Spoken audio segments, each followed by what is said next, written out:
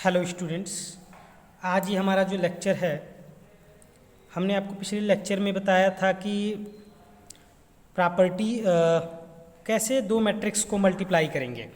और इस लेक्चर में हम जानेंगे उसकी मैट्रिक्स मल्टीप्लिकेशन की कुछ प्रॉपर्टीज़। जैसे पहली प्रॉपर्टी है कम्यूटेटिव लॉ।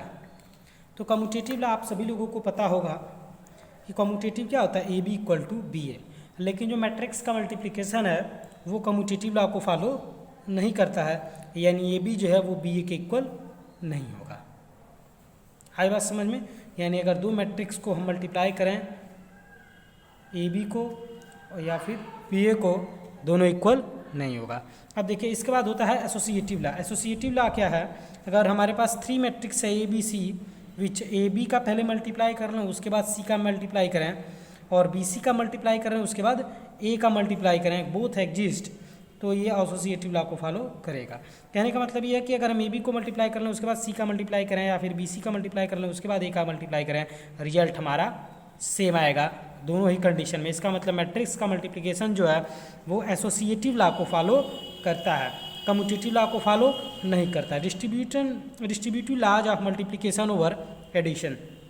देखिए तीन मैट्रिक्स है हमारे पास ए बी और सी, तीन मैट्रिक्स है, हम पढ़ रहे हैं distributive law of multiplication over addition. जैसे हमारे पास तीन मैट्रिक्स है ए बी और सी, तो अगर दो मैट्रिक्स का हम एडिशन कर रहे हैं, उसके बाद एक मैट्रिक्स ए है जिसका हम इन दोनों मैट्रिक्स के एडिशन के ऊपर मल्टीप्लाई कर रहे हैं, तो इसका रिजल्ट क्या होगा, ए बी प्लस ए सी के इक्वल होगा। यानी ए बी का मल्टीप्लाई ए और बी का मल्टीप्लाई कर लें, ए और सी का मल्टीप्लाई करें, दोनों को जोड़ दें, या फिर दोनों को जोड़ने के बाद ए से मल्टीप्लाई करें, रिजल्ट हमारा दोनों कंडीशन में सेम आएगा। इसका मतलब जो मैट्रिक्स जो है distributive law of multiplication over addition को शो करता है। आई बात समझ में? लेफ्ट से भी मल्टीप्लाई करें तब भी वही कंडीशन है, राइट से मल्टीप्लाई करें तब भी दोनों ही कंडीशन में आंसर सेम होगा। यानी इसमें ये दोनों left hand side right hand side से होगा, इसमें भी लेफ्ट हैंड साइड और राइट हैंड साइड इक्वल होगा।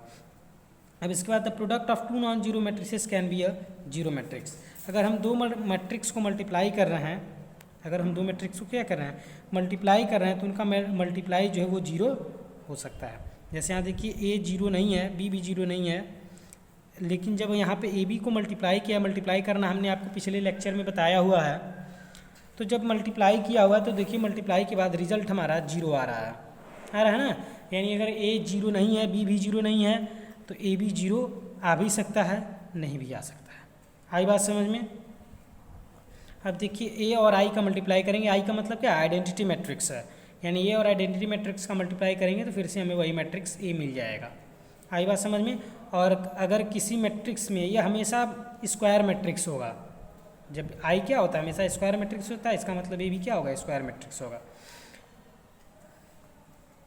If A is a given square matrix and O is null matrix, अगर ए स्क्वायर मैट्रिक्स है और ओ नल मैट्रिक्स है, तो ए और ओ का मल्टीप्लाई करें या ओ और ए का मल्टीप्लाई करें, हमेशा हमारा रिजल्ट क्या आएगा, ओ आएगा। ओ का कहने का मतलब जीरो आएगा। आई बात समझ में? अब इसके बाद देखिए ए प्लस बी का अगर होल स्क्वायर है तो A square plus A B plus B square. अब ए बी और बी ए बराबर नहीं होता है, इसलिए यही हमारा रिजल्ट होगा। अगर ए बी और बी ए दोनों बराबर होता है तो फार्मूला हो जाएगा A square plus two A B plus B square.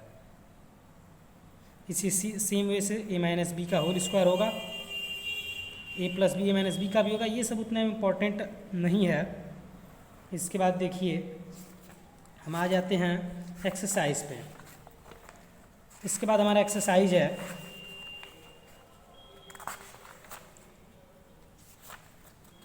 Exercise 5C है। इस एक्सरसाइज को हम आपको यहाँ सॉल्यूशन दिखाते हैं, क्या करना है, कैसे सॉल्व करना है पूरी एक्सरसाइज को।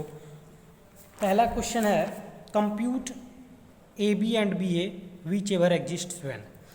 ए बी और बी ए को कैलकुलेट कीजिए अगर दोनों एग्जिस्ट करता है तो। एग्जिस्ट करने का हमने आपको कंडीशन बताया था कि अगर ए और बी को मल्टीप्लाई करना है तो ए का नंबर ऑफ कॉलम बी के नंबर ऑफ रो के बराबर होना चाहिए। अगर इसका मल्टीप्लाई करना है बी ए का, तो बी में नंबर ऑफ कॉलम ए वाले के नंबर ऑफ रो के बराबर होना चाहिए। आई बात समझ में? तो चलिए स्टार्ट करते हैं पहला क्वेश्चन। देखिए यह क्वेश्चन है, ये आर एस अग्रवाल है हमारा, आर एस अग्रवाल हम आपको एक्सप्लेन कर रहे हैं। देखिए ए और बी दिया गया है, तो देखिए ए में ए का ऑर्डर क्या है 3x2 है, बी का ऑर्डर क्या है 2x2 है, नंबर ऑफ कॉलम ये है और इसका नंबर ऑफ रो ये है ना। तो क्या दोनों इक्वल है कि नहीं है, इसका मतलब ए बी का मल्टीप्लाई पॉसिबल है। बी ए के लिए देख लेते हैं, फॉर बी ए तो बी का ऑर्डर क्या है 2x2 है, इसका ऑर्डर क्या है 3x2 है। तो यहाँ देखिए ये दोनों इक्वल नहीं है, इसका नंबर ऑफ कॉलम इसका नंबर ऑफ रो इक्वल नहीं, इसका मतलब बी ए पॉसिबल नहीं है, पॉसिबल क्या है केवल ए बी है। आई बात समझ में। तो अब हम ए बी को सॉल्व करते हैं। देखिए कैसे मल्टीप्लाई करेंगे। पहले हमने आपको बताया था कि इसमें इधर जाएंगे और इसमें नीचे की तरफ आएंगे। तो 2 का मल्टीप्लाई -2 के साथ -4 आएगा, फिर -1 का 0 के साथ, ये हो गया। फिर 2 का 3 के साथ 6 आएगा, -1 का 4 के साथ तो -4 आएगा। यानी हमने इस रो को चेंज नहीं किया, हम चेंज किसको किए कॉलम को। अब रो चेंज करेंगे, 3 का मल्टीप्लाई 2 के साथ तो -6, फिर 0 का 0 के साथ, फिर यही रो होगा कॉलम चेंज, 3 3 = 9 0 हो जाएगा। फिर रो चेंज करेंगे -1 और -2 2 हो जाएगा, 4 0 = 0, फिर -1 और 3 -3 4 4 = 16।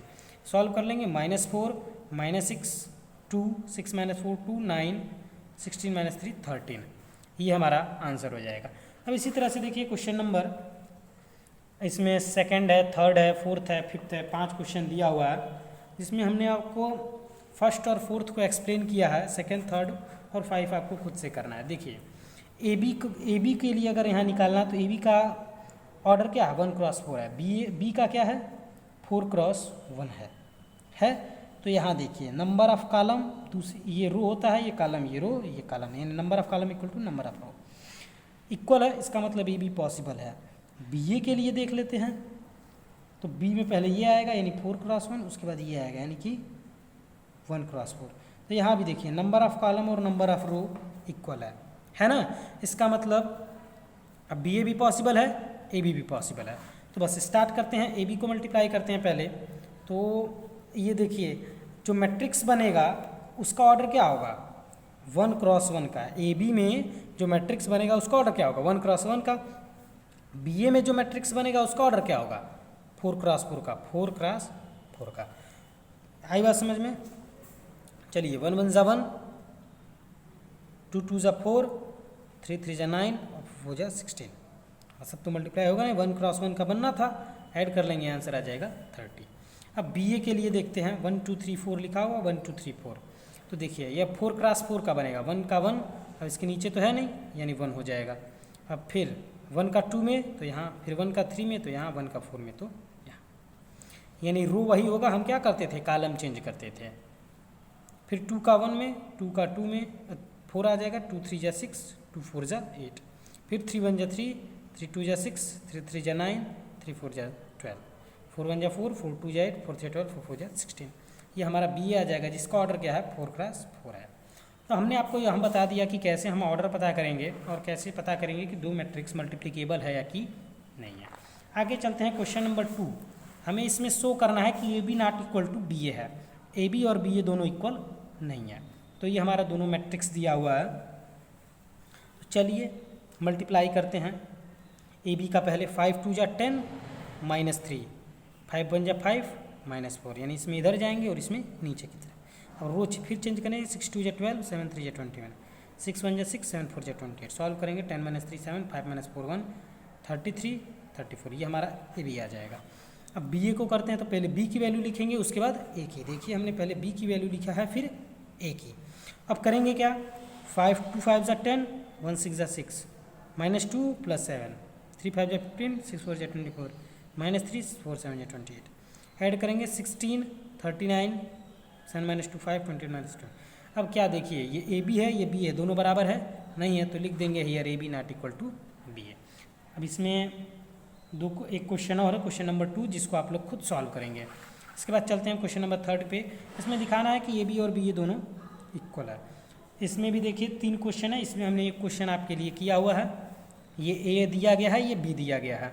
मल्टीप्लाई करते हैं, ए बी का cos theta cos phi minus sine theta sine phi, फिर यही row column change, cos theta sine phi minus sine theta cos phi हो जाएगा। Sine theta cos phi, sine theta sine phi, फिर sine theta sine phi minus लगा तो minus आगे आ जाएगा, फिर cos theta cos phi plus multiply हो गया। अब देखिए यहाँ पे ये तो हमारा हो गया ए बी का, बी ए निकाल लेते हैं, ये बी पहले बी की वैल्यू फिर ए की value, cos phi cos theta ये हो जाएगा, minus sine phi sine theta ये हो गया, फिर cos phi minus sine theta यानी minus cos phi sine theta, फिर minus sine phi cos theta, फिर sine phi cos theta cos phi sine theta, sine phi sine theta minus आगे लगा देंगे plus cos theta cos phi. देखिए क्या दोनों बराबर है, मिला लीजिए आप लोग, देखिए cos theta cos phi, cos theta cos phi, मैंने साइन थीटा साइन फाई लिखा हुआ वही चीज़, बस आगे पीछे लिखा हुआ है, minus cos theta cos phi sine phi, देखिए मैं cos theta sine phi minus में लगा हुआ है, sine theta cos phi sine theta cos phi, यानी यहाँ से हम देखेंगे ए बी और बी ए दोनों क्या है, इक्वल है। अब इसके बाद हम चलते हैं क्वेश्चन नंबर 4 पे। लिखा है ए और बी दिया गया so that A B equal to A और B A equal to A. इसको भी आप खुद से सॉल्व करेंगे, दोनों का मल्टीप्लाई करेंगे वो ए के इक्वल आ जाएगा, अगर बी ए का मल्टीप्लाई करेंगे तो वो बी के इक्वल आएगा, आई थिंक बी के इक्वल आएगा, ये सही कर लीजिए, ये बी के इक्वल आएगा। आया समझ में, ये भी आप लोग मल्टीप्लाई करेंगे आपको रिजल्ट आपके सामने आ जाएगा।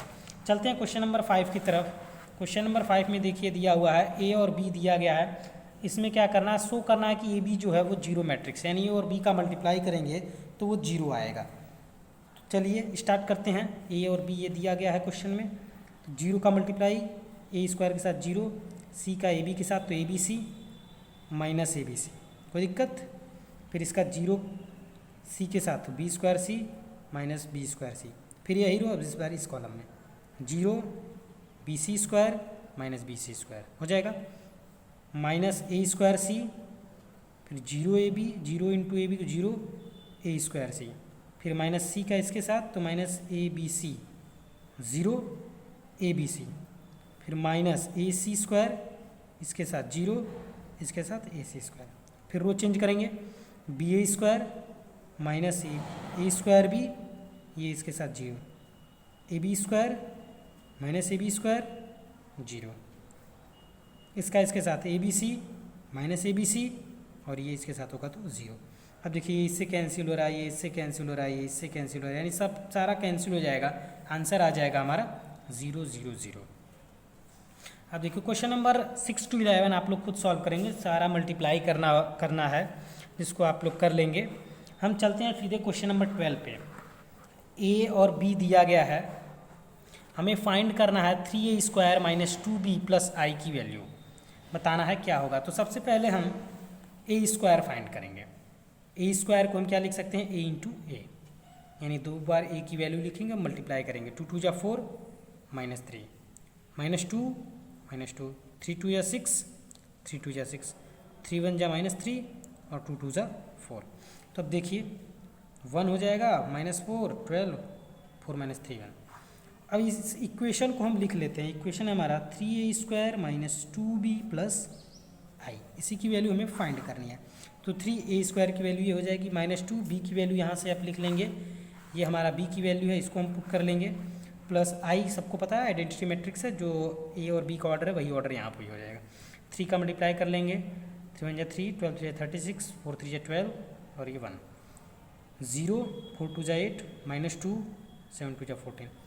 अब सॉल्व करेंगे, 3 minus 0 plus 1 minus 12 minus 8 plus 0 36 minus minus plus हो जाएगा प्लस 2 और प्लस 0 3 माइनस 14 प्लस 1 सॉल्व कर लेंगे, 4 माइनस 20 38 और माइनस 10 हमारा आंसर हो जाएगा। ये हमारा हो जाएगा क्वेश्चन नंबर 12। अब हम आगे चलते हैं, क्वेश्चन नंबर 13 आप लोग खुद सॉल्व करेंगे। हम चलते हैं क्वेश्चन नंबर 14 पे, सेम वही क्वेश्चन है, कह रहा है कि a इक्वल टू दिया गया है, हमें प्रूफ करना है कि A square minus 5a plus 7i 0 के बराबर होगा। तो पहले हम ए स्क्वायर निकालेंगे, निकल जाएगा 3 3 जा 9 1 माइनस 1 हो जाएगा, 1 का 1 में होगा, तो 3 1 जा 3 प्लस 2 माइनस 3 माइनस 2 माइनस 1 2 2 जा 4 हो जाएगा, 2 2 जा 4 सॉल्व करेंगे, 8 5 माइनस 5 3। अब देखिए लेफ्ट हैंड साइड लेते हैं, ए स्क्वायर माइनस 5 ए प्लस 7 आई, ए स्क्वायर की वैल्यू ये हो जाएगी -5, ए की वैल्यू पुट कर लेंगे प्लस 7, आई की वैल्यू 1 0 0 1, आइडेंटिटी मैट्रिक्स। सॉल्व कर पहले मल्टीप्लाई कर लेते हैं, 15 हो जाएगा, 5 हो जाएगा, -5 हो जाएगा, 10 हो जाएगा, और इसमें 7 हो जाएगा, यहाँ भी 7, ये दोनों 0 ही रहेगा। सॉल्व करते हैं, 8 - 15 प्लस 7, 5 - 5 प्लस 0, -5 ये माइनस माइनस प्लस हो जाएगा, -5 प्लस 5 और ये प्लस 0, 3 - 10 प्लस 7। सॉल्व कर लेंगे, पूरा का पूरा क्या आ जाएगा 0, यानी ए स्क्वायर -5 ए प्लस 7 आई की वैल्यू क्या आ जाएगी 0 आ जाएगी। आई बात समझ में? आगे चलते हैं क्वेश्चन नंबर 15, आप लोग खुद सॉल्व करेंगे। हम चलते हैं क्वेश्चन नंबर 16 आपको बताते हैं। देखिए लिखा हुआ है 3 - 2 4 - 2 फाइंड करना है कि दिया है ए स्क्वायर इक्वल टू के ए माइनस 2i। तो A square equal to A into A, तो पहले मल्टीप्लाई कर लेते हैं ए और ए का, तो 3 3 जा 9 -8, 3 2 जा -6, -2 और -2 -4 प्लस 4, 4 3 जा 12, -2 और 4 का -8, 4 2 जा -8, -2 प्लस 4। सॉल्व कर लेंगे, इतना आ जाएगा। अब के ए माइनस 2 आई, ये हमारा के ए माइनस 2 आई की वैल्यू निकाल लेते हैं। के ए की वैल्यू लिख देंगे -2i, मल्टीप्लाई कर लेंगे 3 के -2 के, 4 के -2 के, 2 0 0 2 हो जाएगा। अब 3 के -2 हो जाएगा, यहाँ -2 के -0, 4 के -0, -2 के -2, ये वाला लाइन आ जाएगा। अब देखिए इक्वेशन लिख लेते हैं, दोनों तरफ वैल्यू पुट कर लेते हैं, ये हमारा वैल्यू हो जाएगा। अब किसी को भी ले लें, अगर हम ले लें 3 के -2 किसके बराबर है 1 के, 3 के -2 किसके बराबर है 1 के। हम ये दोनों लिखने के बाद सॉल्व करेंगे, इधर आएगा 2 + 1 3, तो के की वैल्यू आ जाएगी 1। चाहे तो कहीं भी पुट करके देखेंगे, आंसर सेटिस्फाई करेगा। अब इसके बाद हम चलते हैं क्वेश्चन नंबर 17, 18 और 19, जिसको आप लोग खुद सॉल्व करेंगे। 17 में आपको हम थोड़ा सा हिंट दे देते हैं, जैसे लिखा है ए इक्वल टू ए मैट्रिक्स दिया है, तो हमें फाइंड करना है एफ ए, और जबकि देखिए दिया गया है कि एफ एक्स इक्वल टू इतना है, तो हम जस्ट पुट क्या करेंगे, हमें ए फाइंड करना है, तो हम एक्स की जगह क्या रख देंगे ए रख देंगे। तो जब ए रखेंगे एक्स की जगह, तो हो क्या जाएगा एफ ए स्क्वायर -2a + 3, यानी एफ ए फाइंड करना है, तो हम इसी की वैल्यू निकाल देंगे, हमारा आंसर आ जाएगा। आई होप आया है आपको सबको समझ में। एक्स की जगह हम क्या रख देंगे ए रख देंगे, तो ए स्क्वायर -2a + 3i लिख लेंगे, यहाँ पे हो जाएगा। जहाँ कुछ नहीं है वहाँ पे हम आई लिख लेते हैं, सॉल्व कर लेंगे, आंसर आ जाएगा। 18 और 19 आप लोग खुद लगाएंगे। क्वेश्चन नंबर 20 पे आते हैं, solve for X and Y. X और वाई के लिए हमें इसको सॉल्व करना है। तो देखिए ये क्वेश्चन दिया हुआ है, तो मल्टीप्लाई कर लें 3x - 4y, x + 2y हो गया मल्टीप्लिकेशन। तो 3x - 4y किसके बराबर होगा 3 के, और x + 2y 11 के। तो पहले हम मल्टीप्लाई कर लेते हैं सेकेंड इक्वेशन में 2 से, multiply by 2 in equation 2 multiply करेंगे तो 2x + 4y = 22। ये भाई इस पहले वाली इक्वेशन को यहाँ लिख लेते हैं, 3x - 4y = 3 कैंसिल हो जाएगा, 3 2 5x 22 और 3 25, तो x इक्वल टू कितना आ जाएगा 5। अब हम किसी इक्वेशन में पुट कर लेते हैं, हमने सेकंड में x की वैल्यू पुट कर दिया है 5, तो 5 + 2y = 11, तो y इक्वल टू आ जाएगा 3। 11 में से 5 घटाएंगे कितना आ जाएगा 12 आ जाएगा, नहीं 11 में से 5 घटाएंगे 6 आएगा, और 2 से डिवाइड कर देंगे, आंसर आ जाएगा 3। नेक्स्ट क्वेश्चन की तरफ चलते हैं, क्वेश्चन नंबर 21। इसमें देखिए क्या कह रहा है, ए की वैल्यू ए इक्वल टू इतना दिया गया, तो A square plus X I equal to Y A है, तो एक्स और वाई की वैल्यू फाइंड कीजिए। ए स्क्वायर पहले निकाल लेते हैं, मल्टीप्लाई करेंगे 3 3 जा 9 और 1 7 जा 7, 3 1 जा 3, 1 5 जा 5, 7 3 जा 21, 5 7 जा 35, 7 1 जा 7, 5 5 जा 25। ऐड कर लेंगे इतना आ जाएगा 9 7 16, जो ऐड कर लेंगे 5 3 8। अब A square plus X I equal to Y equation को लिख लेते हैं। ए स्क्वायर की वैल्यू ये है, एक्स आई की वैल्यू 1 0 0 1, वाई ए की वैल्यू 3 1 7 5। ऐड कर पहले एक्स का मल्टीप्लाई कर लेते हैं इसमें, तो यहाँ भी एक्स ये दोनों 0 रहेगा, ठीक। वाई का multiply 3y y 7y 5y, ये लाइन हो जाएगा हमारा। 16 + x 8 + 0 8 होगा, 56 + 0 56 होगा, 32 + x। अब देखिए y इक्वल टू यहाँ से क्या मिल जाएगा, इसको अगर कंपेयर करें तो y इक्वल टू 8 आ जाएगा।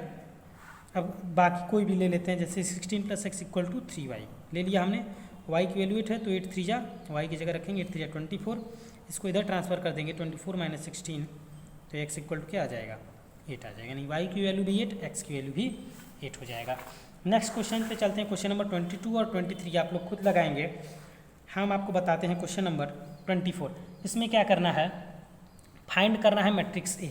ये हमें मैट्रिक्स ए फाइंड करना है। अब देखो देखिए इसको करने का हमारे पास दूसरा तरीका भी है, इन्वर्स निकाल के, लेकिन अभी हमने इन्वर्स पढ़ा नहीं है, इसलिए हम इन्वर्स यहाँ पे यूज नहीं करेंगे।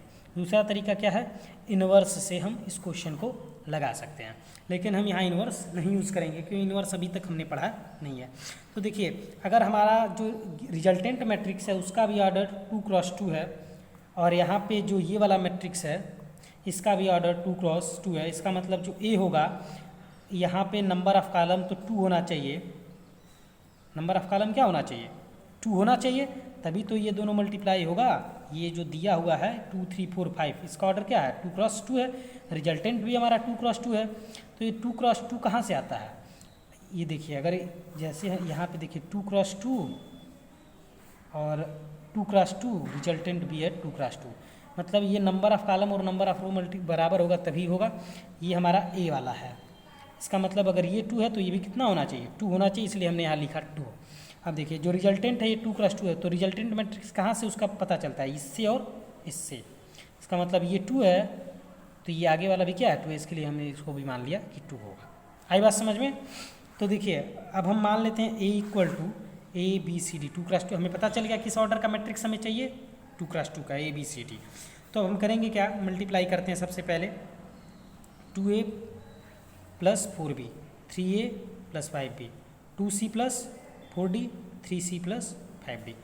अब देखिए 2a plus 4b equal to 0 हो जाएगा, 3a plus 5b equal to -4 होगा। तो यहाँ से हम वैल्यू निकालेंगे 1 से, इसको 1 मान लेते हैं, इसको 2, तो 2a इक्वल टू -4b, तो इक्वल टू क्या आएगा -2b। सेकेंड इक्वेशन में पुट कर लिया हमने। तो जब इसमें हम पुट करेंगे तो देखिए 3a की वैल्यू क्या है -2b plus 5b, -6b plus 5b हो जाएगा, यानी -b, यानी b इक्वल टू आ जाएगा 4। अगर b इक्वल टू 4 आता है तो यहाँ हम पुट कर देंगे 4 2 8, यानी a इक्वल टू क्या आ जाएगा -8। अब फिर 2c plus 4d equal to 10 और 3c plus 5d equal to 3। तो हम इसमें इस वाले इक्वेशन में मल्टीप्लाई करते हैं 3 का, इसमें किसका मल्टीप्लाई करते हैं 3 का, तो 3 2 जा 6, 3 4 जा 12, 3 10 जा 30। इसमें मल्टीप्लाई करते हैं 2 का, तो 2 3 जा 6, 2 5 जा 10, 3 2 जा 6, इसलिए कि c बराबर हो जाए, दोनों में से किसी को बराबर कर सकते हैं। तो c माइनस सिंबल चेंज कर लेंगे, कैंसिल होगा, 12 माइनस 10 2d, 13 माइनस 6 24, तो d इक्वल टू आ जाएगा 12। अब d इक्वल टू 12 आ गया, तो क्वेश्चन नंबर 3 ये है, 4th ये है, 3rd में हम पुट करते हैं d की वैल्यू, तो 12 4 जा 48, यानी 2c प्लस 48 इक्वल टू 10, इधर ट्रांसफर कर देंगे, -30 आ जाएगा, c से डिवाइड कर देंगे, -19 हो जाएगा। तो हमारा रिक्वायर्ड मैट्रिक्स क्या हो जाएगा, ये हमारा है रिक्वायर्ड मैट्रिक्स। इसकी वैल्यू क्या हो जाएगी, ए की वैल्यू -8 है, बी की 4 है, सी की -19 है और डी की 12 है। आया समझ में। इसके बाद हमारा क्वेश्चन नंबर 25, जिसको आप लोग खुद सॉल्व करेंगे। आगे चलते हैं क्वेश्चन नंबर 26 पे। देखिए एफ एक्स इक्वल टू दिया गया है, हमें प्रूफ करना है कि एफ एक्स एफ वाई का मल्टीप्लाई जो है एफ एक्स प्लस वाई के इक्वल होगा। तो बहुत ही सिंपल क्वेश्चन है, ज़्यादा कुछ करना नहीं है। देखिए एफ एक्स की वैल्यू दिया गया तो हमने लिख लिया, अब एफ वाई की वैल्यू नहीं दिया तो हम एक्स की जगह क्या पुट कर देंगे, वाई को लिख देंगे। तो जहाँ जहाँ एक्स है वहाँ आ जाएगा वाई, यानी अगर हम एक्स की जगह वाई पुट करें तो ये हो जाएगा cos Y minus sine Y cos Y, बाकी सारा ये 0 0 और ये 0 0 1। ठीक, अब मल्टीप्लाई करते हैं, cos X cos Y minus sine X sine Y, और इसके साथ करेंगे 0 तो हमने नहीं लिखा है, cos X minus sine Y यानी minus cos X sine Y minus sine X cos Y, ये हो जाएगा 0 तो हमने 0 नहीं लिखा, 0 0 0 यानी पूरा 0, sine X cos Y cos X sine Y ये 0, minus sine X sine Y cos X cos Y, ये हमारा हो जाएगा, ये हमारा 0, फिर साइन एक्स के साथ 0, इसके साथ 0, इसके साथ 0, 0 0 0 0 0 और 0, यहाँ भी 0, ये भी 0 और 1 1 1, यही लास्ट वाले इसलिए आ गया 1। अब देखिए ये कॉस ए प्लस बी का फार्मूला है कि नहीं है, कॉस ए प्लस बी का फार्मूला क्या होता है, cos A cos B minus sign A sine B, है ना। यहाँ से अगर हम माइनस कॉमन ले लें, इन दोनों में से क्या करें, माइनस कॉमन ले लें तो होगा क्या, cos X sine Y plus sine X cos Y, ऐसा कुछ होगा। तो क्या हम इसको लिख सकते हैं sine X plus Y, minus आगे है, इसीलिए इसको ऐसे माइनस हमने कॉमन लिया तो ऐसे लिख लिए। ये साइन ए प्लस बी का फार्मूला होगा कि नहीं होगा, sine X cos Y plus cos X sine Y, तो ये हो जाएगा साइन एक्स प्लस वाई का 0 0 1। इसी तरह ये भी है साइन एक्स प्लस वाई का formula, sine X cos Y plus cos X sine Y. यहाँ से देखिए कॉस ए माइनस बी का लिख सकते हैं, नहीं कॉस ए प्लस बी का होगा कॉस एक्स प्लस वाई का, तो फार्मूला क्या होता है cos X cos Y minus sine X sine Y. ये हमारा है एफ एक्स प्लस वाई, यानी जहाँ पे एक्स था, जहाँ पे देखिए जहाँ पहले एक्स था वहाँ अब क्या आ रहा है एक्स प्लस वाई आ रहा है। इसका मतलब एफ एक्स और एफ वाई का मल्टीप्लाई किसके बराबर है, एफ एक्स प्लस वाई के बराबर है। आई बात समझ में। नेक्स्ट क्वेश्चन चलते हैं, क्वेश्चन नंबर 27। देखिए ए इक्वल टू दिया गया है cos alpha sine alpha minus sine alpha cos alpha, तो हमें बताना है कि ए स्क्वायर इक्वल टू आएगा cos 2 alpha sine 2 alpha minus sine 2 alpha cos 2 alpha, ये आएगा, ये हमसे पूछा जा रहा है। तो हम मल्टीप्लाई करते हैं कॉस का इसमें cos square alpha minus sine square alpha, cos alpha sine alpha cos alpha minus sine alpha cos alpha minus sine alpha cos alpha minus sine square alpha plus cos square alpha. तो cos 2b का आप लोगों ने formula पढ़ा होगा, cos square B minus sine square B, cos 2a का formula cos square A minus sine square A, ये formula आप लोगों ने पढ़ा है। तो बस इसी फार्मूले को हमने यहाँ पे यूज किया, तो इसके यूज करेंगे तो हम इसको क्या लिख सकते हैं कॉस 2 अल्फा। ये देखिए 2 कॉस अल्फा साइन अल्फा होगा 2 बार, ये भी होगा minus two sign alpha cos alpha, ये इसको हम लिख सकते हैं cos square alpha minus sine square alpha. तो ये भी हमारा फार्मूला है कॉस 2 अल्फा का, ये साइन 2 अल्फा का फार्मूला, ये minus sine 2 alpha, sine 2a का 2 साइन ए कॉस ए होता है ना, तो बस वही फार्मूला हमने यूज़ किया हुआ है। इसके बाद है क्वेश्चन नंबर 28। देखिए ये दिया हुआ है, ये 0 के इक्वल है, तो x की वैल्यू फाइंड करनी है। तो पहले हम, इसका ऑर्डर क्या है 1 क्रॉस 3 है, इसका ऑर्डर क्या है 3 क्रॉस 3 है ना। इसका मतलब इन दोनों का अगर मल्टीप्लाई करेंगे तो जो ऑर्डर मिलेगा वो क्या होगा 1 क्रॉस 3 का, यानी कि 1 रो होगा 3 कॉलम होगा, ठीक। तो 1 का 1 में, 4 का x में और 1 का 3 में, तो ये लाइन 1 का 2 में, x का 5 में, 1 का 2 में, तो ये लाइन 1 का 3 में 3 6x प्लस 5। अब देखिए अब इसका इसमें मल्टीप्लाई करेंगे, इसका ऑर्डर क्या है 1 क्रॉस 3 का है, इसका ऑर्डर क्या है 3 क्रॉस 1 का है ना, 3 क्रॉस 1 का।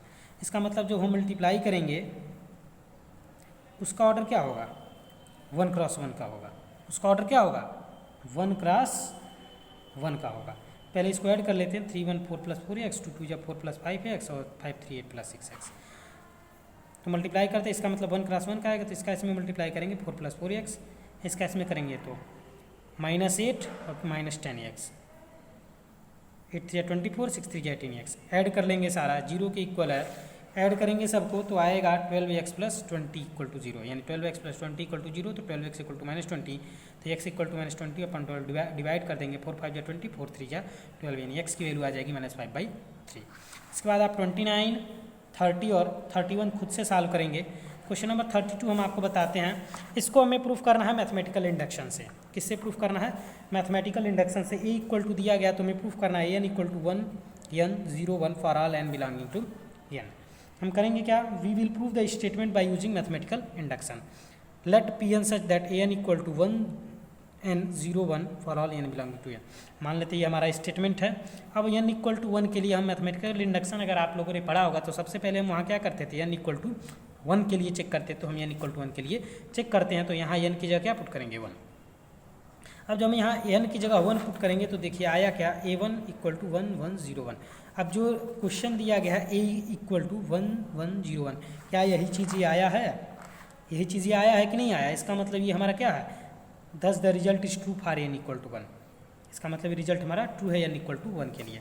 मान लेते हैं लेट पी के भी ट्रू फॉर एनी इंटीजर के, मान लेते हैं स्टेटमेंट पी के भी ट्रू है किसी इंटीजर के लिए, तो पी के क्या हो जाएगा, a के इक्वल टू 1 k 0 1 हो जाएगा, n की जगह क्या पुट कर देंगे k। अब हम आगे क्या करते थे, now we have to prove that the statement P K plus 1 is true for k plus 1। यानी मान लेते हैं कि स्टेटमेंट को अब हम प्रूफ करेंगे कि स्टेटमेंट जो है k प्लस 1 के लिए ये हमारा स्टेटमेंट ट्रू होगा। तो P K plus one such that ए के प्लस वन लिखते हैं, यानी कि हम बस एन की जगह आप क्या पुट कर देंगे, ए के प्लस वन। अब इसको हम क्या लिख सकते हैं, हम राइट हैंड साइड नहीं लिखते थे, केवल लेफ्ट हैंड साइड लिखते थे। अब इसको लिख सकते हैं ए के इंटू ए। अब ए के की वैल्यू हम इक्वेशन 1 से लिखेंगे, तो 1 के 0 1। ए की वैल्यू क्वेश्चन में दिया गया है 1 1 0 1, या फिर आपने जो पहला for N equal to 1 proof किया वहाँ से रख सकते हैं। तो हमने फ्रॉम इस फर्स्ट इक्वेशन से हमने वैल्यू पुट किया। अब मल्टीप्लाई करते हैं, 1 का 1 में, के का 0 में तो 0 आ जाएगा, 1 का 1 में और किसका तो 1 प्लस के आ जाएगा, 0 0 0 और 1 1 जा 1। यानी देखिए जहाँ n था वहाँ k प्लस 1 आया है कि नहीं आया है। जहाँ n था 1 0 n 1 था ना, इसका मतलब the result is true for n equal to k plus 1। So result is true for all n belonging to n। ठीक, अब इसके बाद हम चलते हैं क्वेश्चन नंबर 33 की तरफ। इसमें देखिए हमें एग्जाम्पल बताना है, 2 matrices A and B such that A not equal to 0, B not equal to 0, A B equal to 0 हो और B A not equal to 0 हो। हमें ऐसा मैट्रिक्स बताना है कि ए 0 ना हो, बी भी 0 ना हो। तो हम करेंगे क्या, ए इक्वल टू अगर हम ले लें, ए इक्वल टू अगर हम ले लेते हैं 1 0 0, अगर हम ए इक्वल टू ले लें, क्वेश्चन नंबर हमारा 33 है ना, और बी इक्वल टू ले लें हम 0 0 2 0। ठीक, देखिए ए भी 0 नहीं है, बी भी 0 नहीं है, तो क्या हम ए बी का मल्टीप्लाई करते हैं। चलिए देखिए 1 0 जा 0 0 आएगा, 0 होगा, ये भी 0 आएगा, 0 0 0 0, यानी ये भी 0 आ जाएगा। बी ए देख लेते हैं, तो बी ए के लिए पहले में लिखना पड़ेगा 0 0 2 0 1 0 0 0। देखिए मल्टीप्लाई करते हैं, 0 0 0 0 ये भी आएगा, 2 1 जा 2, ये 0 2 0 और इसका भी 0, यानी भी देखिए यहाँ पे बी ए 0 नहीं हुआ। यानी कि हमेशा जो इसका आंसर क्या होगा, इसी टाइप का होगा तभी ये फॉलो करेगा। अगर आप दूसरे तरीके से लिखेंगे तो हम सेट नहीं कर पाएंगे जल्दी। यानी हमेशा यहाँ पे कोई एलिमेंट लिख देंगे और जो दूसरा एलिमेंट होगा यहाँ पे लिख देंगे कोई भी वैल्यू, तो ये ए बी 0 हो जाएगा और बी ए 0 नहीं होगा। आई बात समझ में। अगर आप थोड़ा दूसरा कुछ लिखेंगे तो वो आंसर आएगा नहीं, यानी ए बी 0 नहीं होगा या फिर बी एग्जिस्ट नहीं करेगा अगर आप ऑर्डर चेंज करेंगे तो हमेशा आप इसी टाइप का एग्जाम्पल देंगे अगर आपसे एग्जाम्पल पूछा जाता है तो। अब क्वेश्चन नंबर 3 पे चलते हैं। लिखा है कि भी एग्जाम्पल ऑफ 3 मैट्रिसेस, यहाँ 2 नहीं 3 मैट्रिसेस होगा, A B C such that A B equal to A C हो और B not equal to C हो। ए बी सी तीनों क्या हो, ए बी और ए सी दोनों इक्वल हो, और लेकिन ये भी है कि बी और सी बराबर नहीं हो। तो हम ए इक्वल टू ले लें अगर 1 0 0 0 और बी इक्वल टू ले लेते हैं 0 0 1 0। ठीक, इसी टाइप का आप अब सी इक्वल टू ले लेते हैं 0 0 0 1। तो जब हम मल्टीप्लाई करेंगे ए और बी का और बी और ए और सी का, तो हम देखेंगे ए और सी, ए बी और ए सी दोनों इक्वल आ रहा है, लेकिन बी और सी दोनों बराबर नहीं है। आप देख सकते हैं, मल्टीप्लाई करके देखेंगे आपको रिजल्ट साफ दिखाई देगा। ए बी और ए सी दोनों इक्वल आएगा और यहाँ पे देखेंगे बी और सी दोनों इक्वल नहीं है। तो क्वेश्चन नंबर 34 आया समझ में। इसके बाद हम चलते हैं क्वेश्चन नंबर 35 और 36। इन दोनों को भी आप लोग खुद से सॉल्व करेंगे। क्वेश्चन नंबर 34 में और कोई कन्फ्यूज़न नहीं होना चाहिए। ए मैट्रिक्स हमेशा इस टाइप का, बी मैट्रिक्स इस टाइप का लेंगे और सी मैट्रिक्स इस टाइप का लेंगे, तभी ये पॉसिबल है, वरना जल्दी पॉसिबल नहीं होगा। ये आपको थोड़ा लर्न करना पड़ेगा। एग्ज़ाम में अगर इस क्वेश्चन को पूछता है तो आपको थोड़ा ध्यान रखना पड़ेगा, क्योंकि आप अगर दूसरा एग्जाम्पल लेंगे तो आपको सेट करना पड़ेगा, सेट करने में आपको टाइम लगेगा। इससे अच्छा है कि हम थोड़ा सा ध्यान रखते हैं ये क्या चीज़ है, कैसे है। तो बस आज के लिए इतना ही। अगर आपको हमारा वीडियो पसंद आया हो तो वीडियो को चैनल को सब्सक्राइब कीजिए, वीडियो को अधिक से अधिक शेयर कीजिए। Thanks, have a nice day.